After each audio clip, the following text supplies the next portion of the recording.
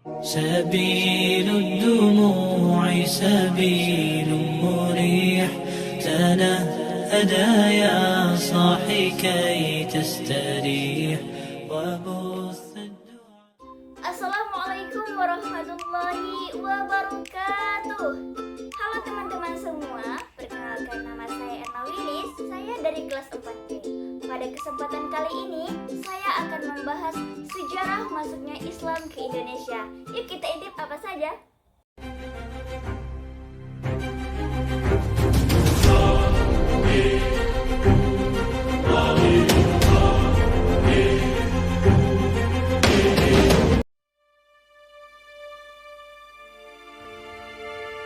Indonesia merupakan negara dengan penganut agama Islam terbesar di dunia, karena hampir 80% penduduk Indonesia adalah memeluk agama Islam. Hal ini dikarenakan penyebaran agama Islam di Nusantara yang cukup aktif dari Pulau Sumatera hingga ke Sulawesi dan Maluku. Hal tersebut terjadi sejak ratusan tahun yang lalu dan puncak penyebaran agama Islam terjadi pada masa Wali Songo. Sebagai negara muslim terbesar di dunia, Indonesia memiliki sejarah panjang tentang bagaimana agama Islam masuk ke Indonesia. Mulai dari awal mula sejarah masuknya Islam ke Indonesia hingga menjadi agama dengan pemeluk terbesar di Nusantara. Tidak memakan waktu yang singkat, melainkan sudah terjadi sejak zaman kerajaan. Sejarah masuknya Islam ke Indonesia. Ada banyak teori yang menegaskan awal mula masuknya agama Islam ke masyarakat Nusantara kala itu. Teori-teori ini diperkuat oleh sejumlah bukti yang mendukung adanya jejak sekaligus proses masuknya Islam ke tanah air. Teori Mekah. Berdasarkan teori Mekah, sejarah masuknya Islam ke Indonesia terjadi pada abad ke-7 Masehi.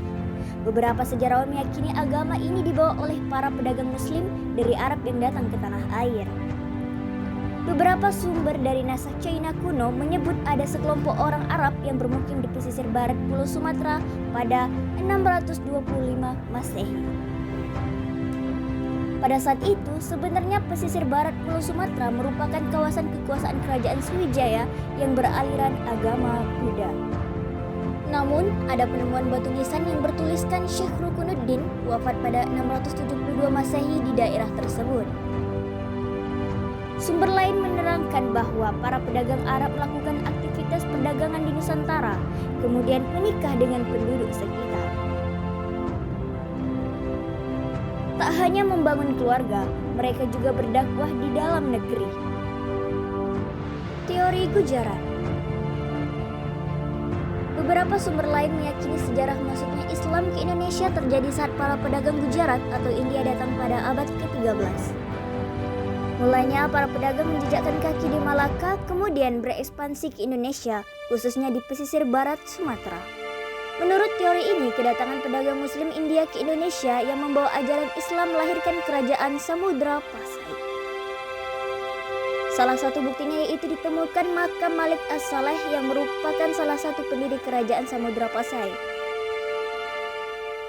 Corak nisan makam Malik As-Saleh disebut mirip dengan nisan yang ada di India. Corak nisan ini juga disebut mirip dengan nisan makam Maulana Malik Ibrahim, salah satu anggota Wali Songo yang terkenal berperan dalam penyebaran Islam. Teori Persia.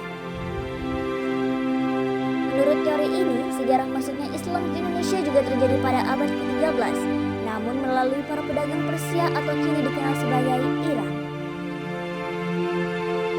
Hal ini tak lepas dari munculnya beberapa kesamaan budaya Islam di Indonesia dengan Timur Tengah. Salah satu contohnya adalah kaligrafi di batu nisan yang ada di Indonesia. Selain itu juga karena ada kesamaan ritual tabot di Bengkulu dan tabuik di Sumatera Barat yang hampir persis dengan bangsa Persia. Islam masuk ke Indonesia karena para pedagang Persia lantaran banyak kata-kata bangsa Persia dalam hikayat Melayu, Aceh hingga Jawa. Namun beberapa pihak menyebut aliran Islam bangsa Persia adalah Syiah, sementara aliran Islam yang berkembang pesat di dalam negeri adalah Sunni. Teori China.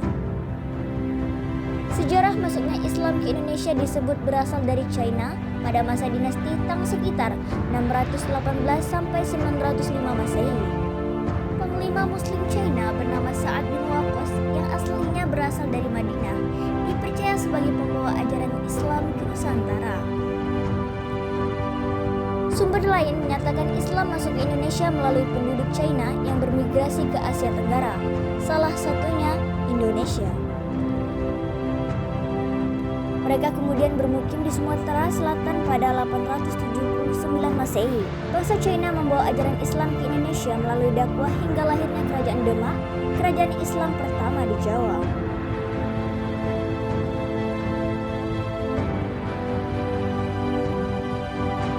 Perkembangan Islam pada masa penjajahan sampai abad ke-20. Setelah Islam masuk ke Indonesia, ajaran agama ini berkembang pesat di masa penjajahan Belanda pada abad ke-17. Sebab para ulama mengubah pesantren sebagai markas perjuangan untuk melawan penjajahan Belanda. Pada abad ke-19 muncul pembaruan Islam melalui sekolah-sekolah seperti Adabiyah, Diniyah Putri, dan Sumatera Tawalib. Muncul pula organisasi Islam seperti Sarekat Islam yang didirikan Haji Saman Hudi pada 1905. Organisasi Islam pun semakin banyak dan dikenal luas di dalam negeri. Pada awal abad ke-20 lahir pula Nahdlatul Ulama dan Muhammadiyah. Sejarah masuknya Islam ke Indonesia ini kemudian juga melahirkan partai politik bernafaskan Islam seperti Partai Kebangkitan Bangsa, Partai Keadilan Sejahtera, Partai Persatuan Pembangunan, dan Partai Amanat Nasional. Mungkin hanya itu yang dapat saya sampaikan. Saya Arna Wilis, mohon undur diri. Sekian, terima kasih. Assalamualaikum warahmatullahi wabarakatuh.